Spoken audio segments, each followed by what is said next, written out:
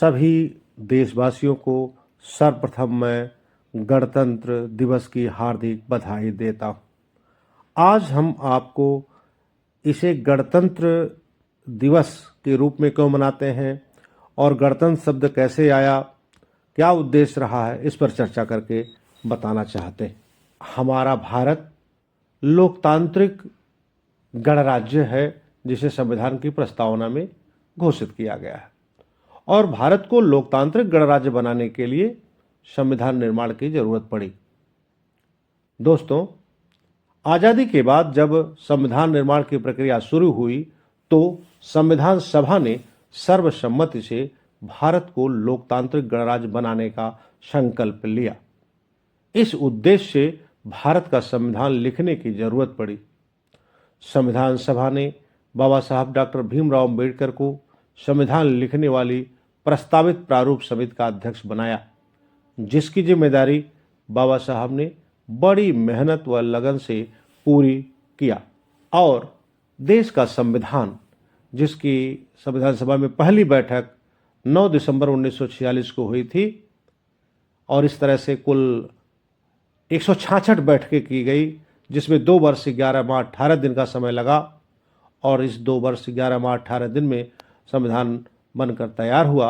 और जब बनकर तैयार हुआ तो बाबा साहब ने और उनकी जो टीम थी उन्होंने संविधान सभा को वह संविधान सौंपा। सौंपने की तारीख 26 नवंबर 1949, इसी दिन संविधान को अपनाया गया और 26 जनवरी 1950 को संविधान पूर्ण रूप से देश के संचालन के लिए लागू कर दिया गया। तब से हर वर्ष हम हर्षोल्लास के साथ गणतंत्र दिवस मनाते हैं।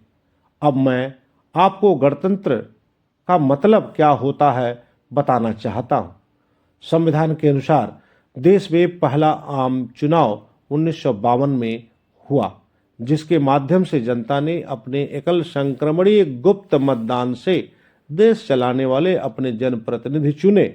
यही जनप्रतिनिधिगण अपनी संख्या बल से अपना प्रधानमंत्री चुनते हैं और अन्य कैबिनेट मंत्री और राज्य मंत्री चुनते हैं।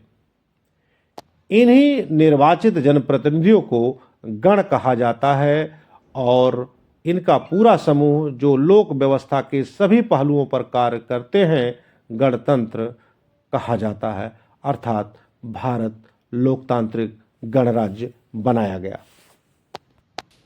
जिसमें प्रधानमंत्री के नेतृत्व में सरकार बनती है।